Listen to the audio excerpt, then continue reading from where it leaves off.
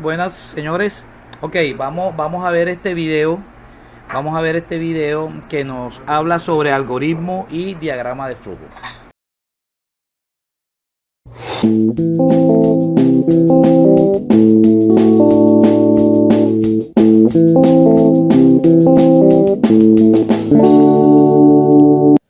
Hola, ¿qué tal? Bienvenidos a un nuevo tutorial de Compílate. Hoy aprenderemos sobre los algoritmos y diagrama de flujo. Pues bien, empecemos de una vez. Algoritmo. ¿Qué son los algoritmos?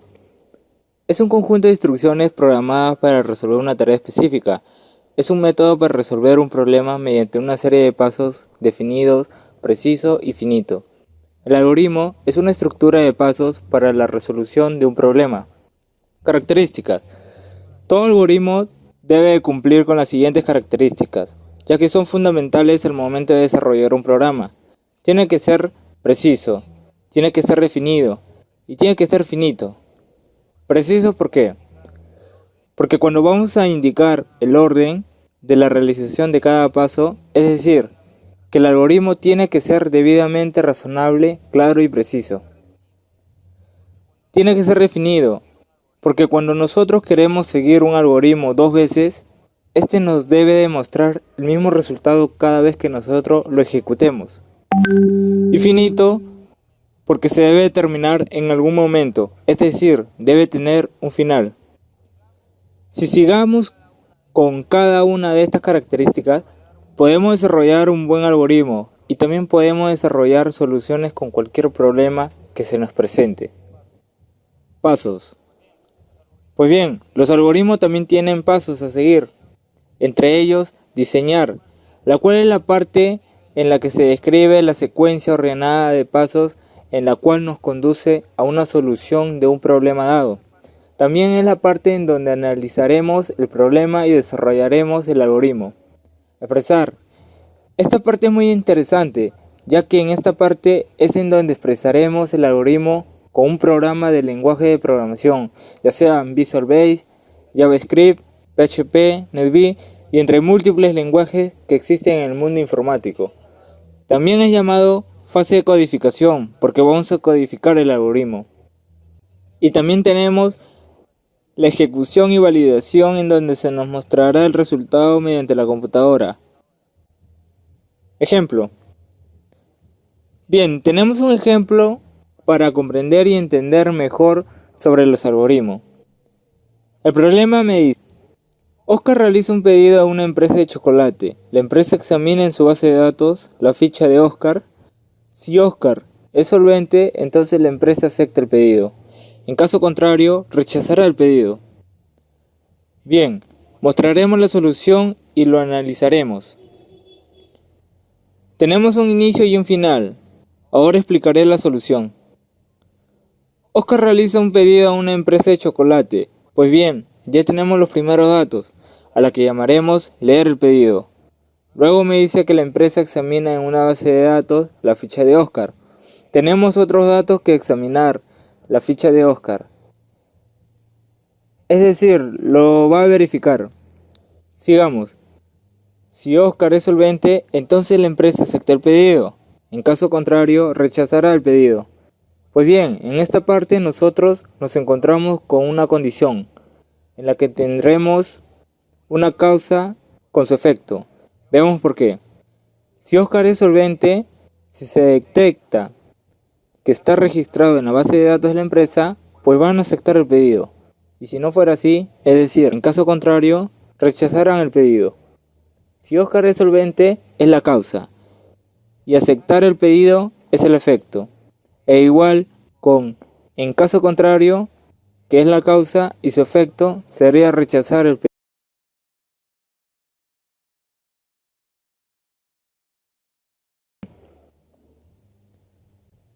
Ahora seguimos con el diagrama de flujo. ¿Qué es un diagrama de flujo? Pues un diagrama de flujo es la representación gráfica del algoritmo o proceso. También representa la resolución del programa. A su vez, es un diagrama que utiliza símbolo estándar y que tiene pasos de algoritmo. El diagrama de flujo es una de las técnicas de representación de algoritmo más antigua y más utilizada. aunque su empleo ha disminuido considerablemente, sobre todo en la aparición de los lenguajes de programación estructurado. Los símbolos principales para crear un diagrama de flujo son los siguientes. Tenemos el terminal, que representa el inicio y el final del diagrama. El proceso, que representa la acción o la actividad que se está realizando. Entrada y salida, que representa las entradas de datos y los resultados que son las salidas. Condición, que es la comparación o decisión de elegir una alternativa o una opción. Y la línea de flujo, que indica el sentido de la ejecución y unión de los demás símbolos. Estos son los más comerciales y utilizados para poder realizar un diagrama de flujo. En sí hay más y mucho más símbolos que también son importantes. Forma de representación. El diagrama de flujo tiene forma de representación para la solución de un problema, ya sea cuando éste sea secuencial, repetitivo o tenga condiciones. Secuenciales, cuando las instrucciones se ejecutan sucesivamente, una después de otra, de forma ordenada. Repetitivo, cuando es una serie de instrucciones que se repiten una y otra vez, hasta que se cumpla una cierta condición hacia la solución. Y selectiva, que te permite elegir alternativas, ya sea una o más opciones para llegar a la solución. Para aprender un poco más sobre lo que son diagramas de flujo, vamos a aprender sobre los ejemplos de cada una de las formas de representación de cada diagrama. Empecemos con los diagramas secuenciales. El problema nos dice, calcular el salario bruto y el salario neto de un trabajador por hora, conociendo el nombre, número de horas trabajadas, impuestos a pagar y el salario neto. Muy bien, como ya tenemos el problema, ahora nos toca declarar nuestras variables y nuestras constantes. Pero ya tenemos un dato, que es el 5% calcular el impuesto. El 5% vendría a ser nuestra constante, ya que es un dato que no se va a poder variar. Y nuestras variables serían precio, nombre y horas. Bueno, acá tenemos el diagrama del flujo secuencial. Empezamos con el inicio. Luego tenemos leer nombre, horas y precio, que van a ser nuestras variables. Luego sigue el salario bruto, que para calcular el salario bruto es horas por el precio. Luego el impuesto, que tiene nuestra constante, que es el 5%, que lo vamos a multiplicar con el resultado del salario bruto. Y luego vamos a calcular el salario neto, que se calcula con la diferencia del salario bruto menos el impuesto. Y posteriormente nos va a mostrar el nombre del trabajador, el salario bruto del trabajador, el impuesto que tiene que pagar y el salario neto que se le va a dar al trabajador. Y culminamos con un fin.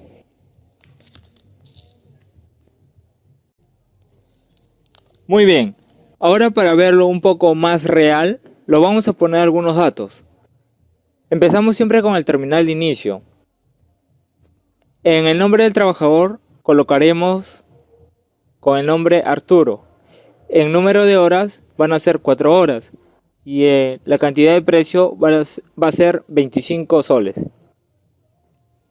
Luego vamos a calcular el salario bruto, que es horas por el precio. En este caso 4 por 25.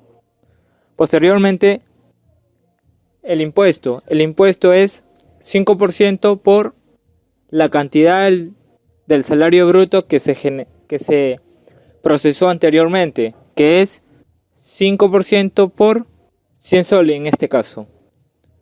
Y por último, el salario neto, que es la diferencia entre el salario bruto y el impuesto. En este caso es 100 menos el 5 soles. 5 soles es el resultado que salió del impuesto. Y posteriormente nos va a mostrar el nombre del trabajador, el salario bruto, el impuesto y el salario neto del trabajador. Y culminamos con un fin. Bueno, aquí tenemos un diagrama repetitivo. El problema nos dice la suma de los números pares comprendido entre 2 y 10. Bueno, aquí tengo el diagrama ya hecho que lo voy a explicar. Empezamos siempre con el terminal inicio. Luego, con el proceso, En suma lo reiniciamos a 0 y número lo reiniciamos también a 0. Posteriormente nos dice suma total va a ser igual a suma más el número. Y en el otro proceso número va a ser igual a 2 más el número. Bueno, este número va a ser un número nuevo que se va a generar. Nos pide y lo sumamos más 2 porque nos piden que sean pares. Y estamos presentes en una condición que es número menor o igual que 10. Si es sí, se va a repetir otra vez el proceso. Y si es no, nos va a mostrar la suma total. Y va a culminar con un fin. Para verlo un poco más real, acá le presento algunos datos. Bueno, en sí son los datos que nos está pidiendo el problema. Nos dice, en suma, 0 más 0 es 0, que va a ser el número con la que nosotros vamos a sumar más 2. Y va a ser el número del total de suma. A ver, para que me entienda un poco mejor. Suma es igual a 0 y número es igual a 0. Y en el proceso siguiente nos dice, total de suma es igual a suma más el número. Es decir, si lo colocamos los valores sería, suma es igual a 0, ok, 0 más número que es igual a 0 también. Entonces sería 0 más 0 es igual a 0. La suma total es 0 por el momento. Ahí, lo guardamos ahí ese dato y ese 0 del número baja al siguiente proceso, que es decir, el nuevo número va a ser igual a 2 más el número, que en este caso es 0. Entonces sería 2 más 0 es 2. Y ese 2 va a ser la comparación. 2 es igual, menor que 10. Si es sí, se hace el proceso. Y si es no, se muestra la suma total. Pues aquí vemos entonces, o aquí vimos un ejemplo de qué es algoritmo y de sus ciclos en un diagrama de flujo. Más adelante, en nuestras clases sincrónicas, ampliaremos más el tema.